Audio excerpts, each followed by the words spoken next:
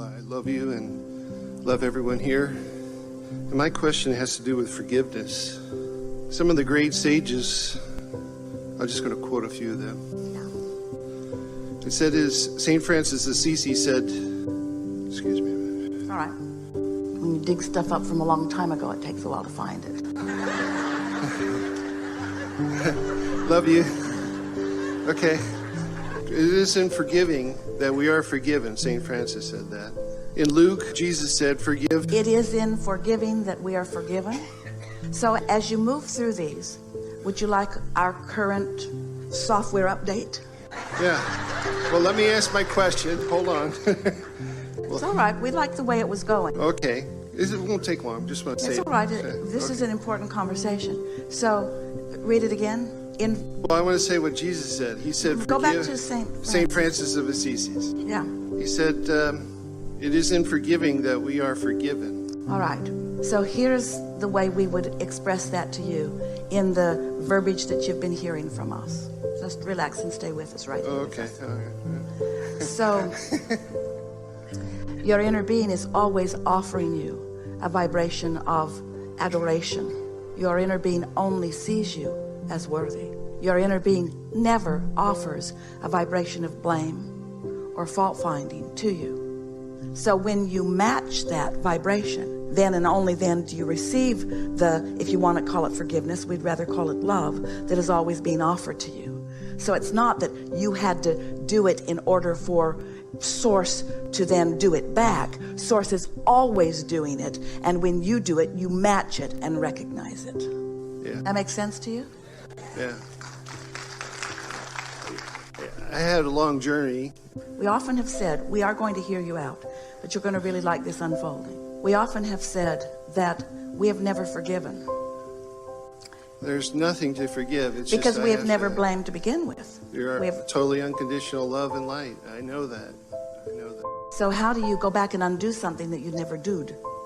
Well, I just want to unshackle myself from this past and move forward and let my cork float. So what did Jesus say? He said, forgive and you shall be forgiven. Even Buddha said to understand everything. Actually, what Jesus said was, forgive and you will match the vibration that is always being offered to you. But translators often can't hear it in the clear, precise way that it is being offered. If you are coming from a premise that you have done wrong, then that's the only way that you're going to be able to translate that. But you all have moved past that, haven't you? Forgiveness feels good because it's letting go of the cork and letting it float. That's the best updated description or definition of forgiveness that we could give you. In condemning, you've got the cork under the water. In letting go of your issue with someone, your cork floats and you're back into your natural vibration in sync with your source. Yeah, I understand. And you call it forgiveness. We call it letting go of the cork. It's just to trust that again for me. It's where I am. Well, test it. Condemn yourself and feel your inner being unavailable to you. Then love yourself and feel your inner being right there, meeting you with your own loving thoughts about yourself. There's no way you can misunderstand it. Test it. Love yourself or love others and feel the harmony of that. Or condemn and find fault and blame and feel the discord in that. And then choose the one you like the most. I hear that. It's just choosing that vibration and focusing with that onto that. Like our friend just now, you can't get there all at once. It's a muscle you have to practice. If you've been practicing being mad at yourself or somebody else, then those are the thoughts that law of attraction is dishing up for you most often. But if whenever it happens, you make a soft other choice, you choose something that feels a little better and something that feels a little better, gradually your inclination will be in that higher, less resistant stance. The very fact that negative emotion can exist is your proof that there is a higher vibration. Because if your inner being would join you in your discordant thought, then there would be no separation between you and your inner being. Therefore, there would be no emotion. The very negative emotion that you feel is the evidence of the love that Source has for you.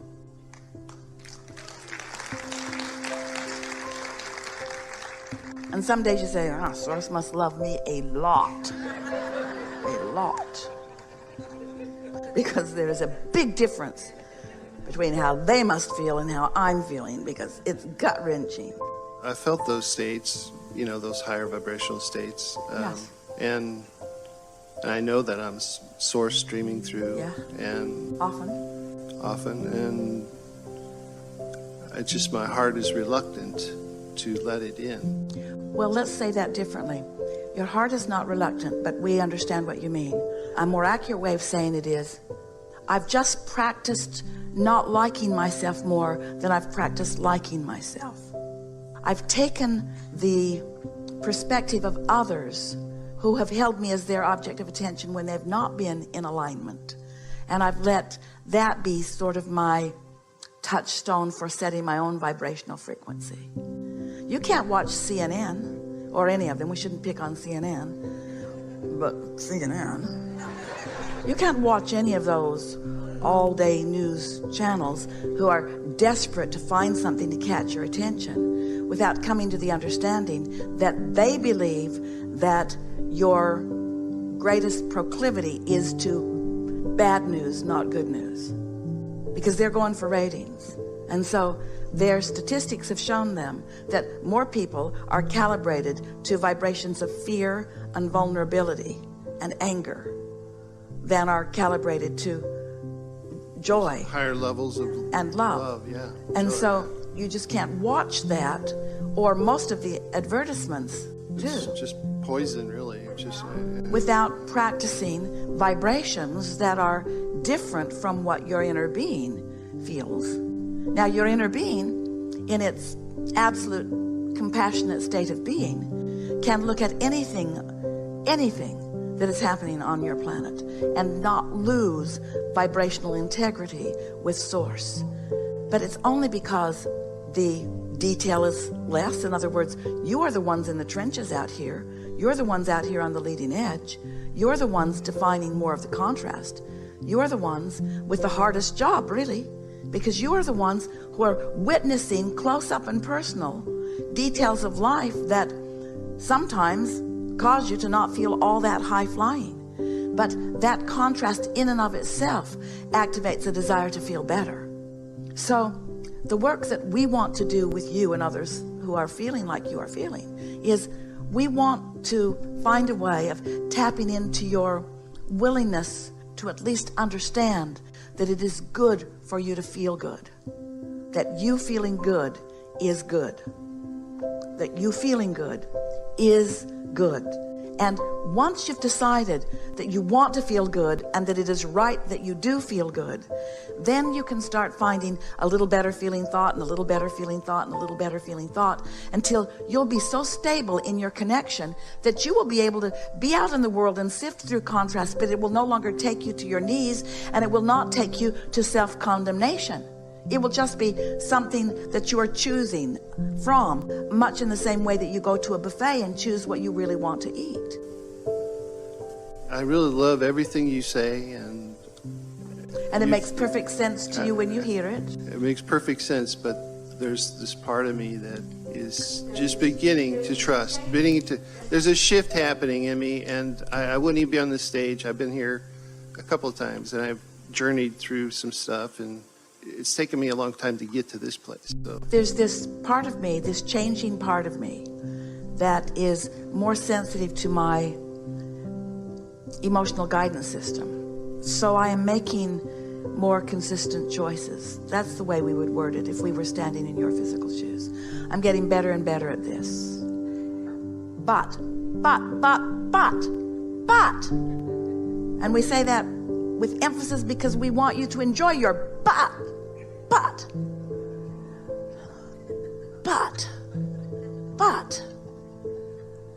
I can't hold it there all the time.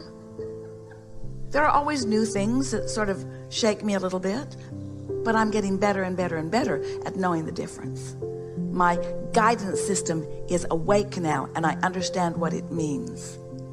When you feel negative emotion, it's not because your inner being is not proud of you. It's because you're not in the vibrational vicinity of the pride your inner being has for you. That's all.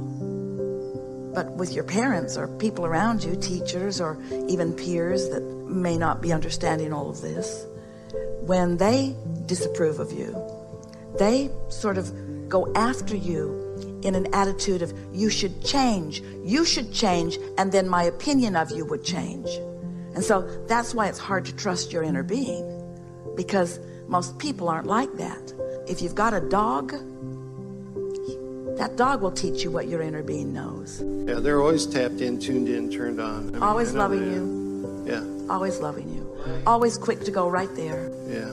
I just got confused, about who to trust in my field of awareness, and had to find my address to me, to my alignment. But I think you've got that sorted out. Now just enjoy what you know, and don't suffer when you deviate from it. It's all right, which is what our friend was talking about in the first segment. Did you want to talk more specifically about things you've overcome, or are you willing to just start from where you are and move forward? Doesn't feel so necessary to talk about. Well, part of it was for me to even get up on this stage, to be vulnerable, to open my heart to you and to everyone here. There's no vulnerability in this room. Yeah, it's just all in my head, but yeah, I know it's all in my head. And in the same way, there's no vulnerability because of us. There's no vulnerability because of them. And there's really no vulnerability out in the world either. But it takes a little while for you to come to know that. It's not easy to accept the predominant, powerful point of view of source energy, because you all have become so accustomed to translating everything that you understand through your physical senses, where you can see it and hear it and smell it and taste it and touch it. And source is about solar plexus. And so really what it comes down to is you got to trust your emotions more than what you see, more than what you hear, more than what you smell, especially that, more than what you taste or touch. You got to trust your emotional senses. You know how sometimes you'll hear, and it's really accurate, when someone who is physically focused has one or more of their senses that is not operating the way most do. Someone is not sighted, or they cannot hear. And they always speak of how their other senses become stronger. But really, the sense that becomes the strongest is their emotional sense. They just become more intuitive. They get impulses and insight. You could have no physical senses, and while you would not enjoy this time-space reality anywhere near to the degree that you do with all of your physical senses translating vibration, we really want you to play those physical senses down while you play your emotional senses up. Because once you are alert and aware of your emotions, you can catch them at the earlier subtle stages, and then it won't feel like a runaway train. Then it won't feel like something you can't control, because you can subtly guide it, just like we're talking about the rumble strips on the road. It's easy for you, for most of you who've been driving, you understand about driving. And when you feel the rumble strip, you don't make a big deal about it. You say, oh my God, what was I thinking? I've allowed my car to drift onto the rumble strip. I am so inadequate and unworthy. I should have listened to my mother. Instead, you just say, oh, if I keep this up, I'm going to be off the bridge. It's not even something that you consciously are contemplating. You just bring yourself back into alignment. It's a natural awareness response, you see. And in time, that's what a little bit of negative emotion does for you too. It's the rumble strip without having a big conversation about it. You just correct your driving and put yourself into the center of your lane again. That's all. That's all. And it's not more important than that either. Get all four wheels on the other side of the rumble strip. Now things get more dicey. Well, that's kind of where I was. I was completely off the highway. I was on the shoulder driving. And yet you didn't go off the cliff. No, isn't that amazing? Yeah. But, yeah. And so it's just fine-tuning, isn't it? Yes. Yeah. Yes. Enough? Yes.